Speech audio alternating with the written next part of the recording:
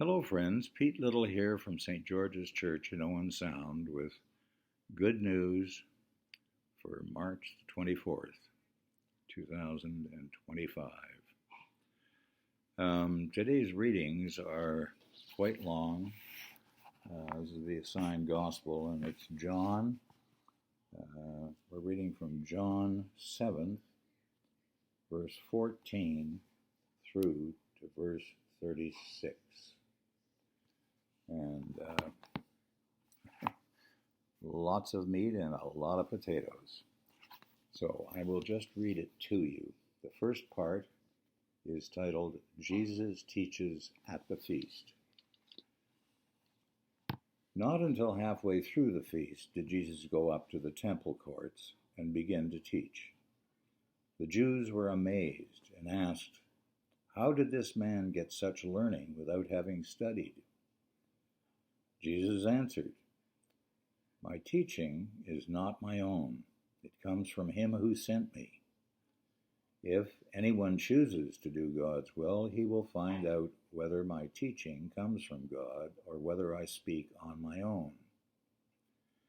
He who speaks on his own does so to gain honor for himself. But he who works for the honor of the one who sent him is a man of truth. There is nothing false about him. Has not Moses given you the law? Yet not one of you keeps the law. Why are you trying to kill me?" "You are demon-possessed," the crowd answered. "Who is trying to kill you?"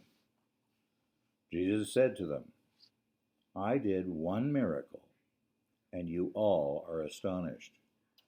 Yet because Moses gave you circumcision, though actually it did not come from Moses, but from the patriarchs, you circumcise a child on the Sabbath. Now, if a child can be circumcised on the Sabbath, so that the law of Moses may not be broken, why are you angry with me for healing the whole man on the Sabbath? Stop judging by mere appearances and make a right judgment."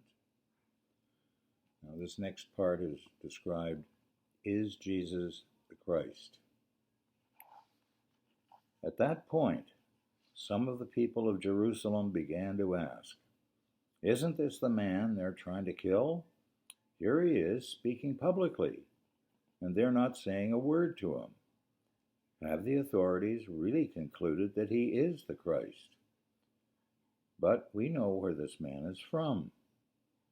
When the Christ comes, no one will know where he is from." Then Jesus, still teaching in the temple courts, cried out, "Yes, you know me, and I know where I am from. I am not here on my own.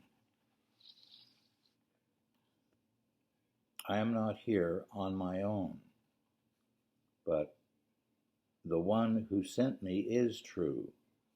You do not know him, but I know him because I am from him, and he sent me." At this, they tried to seize him, but no one laid a hand on him, because his time had not yet come. Still, many in the crowd put their faith in him. They said, "When the Christ comes, will he do more miraculous signs than this man?" The Pharisees heard the crowd whispering such things about him. Then the chief priests and the Pharisees sent temple guards to arrest him. Jesus said, "I am with you for only a short time, and then I go to the one who sent me. You will look for me, but you will not find me, and where I am, you cannot come." The Jews said to one another, "Where does this man intend to go that we cannot find him? Will he go where our people live scattered among the Greeks, and teach the Greeks? What did he mean when he said, 'You will look for me, but you will not find me, and where I am, you cannot come'?" And this is the gospel according to John. So it's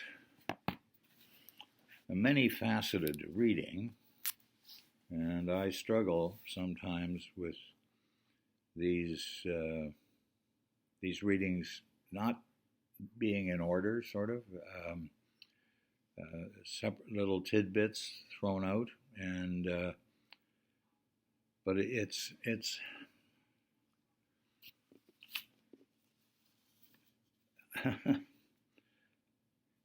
Noni and my discussion on this have gone around a bit, but however, the first part, we don't know him, we don't know where he's from. Where I think of my children, and I don't give them. I don't look at them wisely sometimes. I still think they're children in my mind, and then they'll come out with some answer to a problem that is just so wise and insightful and new information for me. And holy mackerel, but they are not who they were as children. They are adults now, and I got to treat them like adults. I certainly am not the man or young man who showed up at St. George's 50 years ago. I've grown.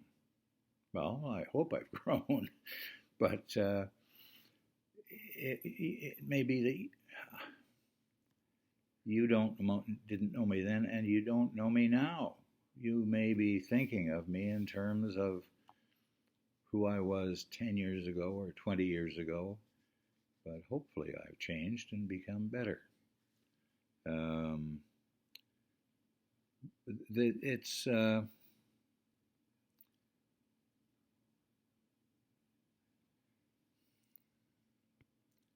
It talks about human failings in the sight of God, present, seeing Christ, hearing him teach and preach in the temple and perform miracles, and not believe it because nobody from Nazareth could do that. Holy mackerel, that's no prophet could come from that part of the world, and yet here he is. Anyway, I do have a meditation and a prayer for us for today. And the meditation is this: God is with you to bless you and help you. His Spirit is all around you. Waver not in your faith or in your prayers. All power is the Lord's. Say that to yourself often and steadily. Say it until your heart sings with joy for the safety and the personal power that it means to you. Say it until the very force of the utterance drives back and puts to naught all the evils against you. Use it as a battle cry. All power is the Lord's. Then you will pass on to victory over all your sins and temptations, and you will begin to live a victorious life. And our prayer for the day will be, I pray that with strength from God, I may lead an abundant life. I pray that I may lead a life of victory. Noni and I send all our blessings to your house, your home. We thank you for all the prayers that have come our way. It is remarkable what that power of prayer has, strength that has given us to live life on life's terms. Anyway, we'll see you in a month's time. Hope this makes sense to you, and if not, phone me up and give me heck. Love you all. Bye-bye.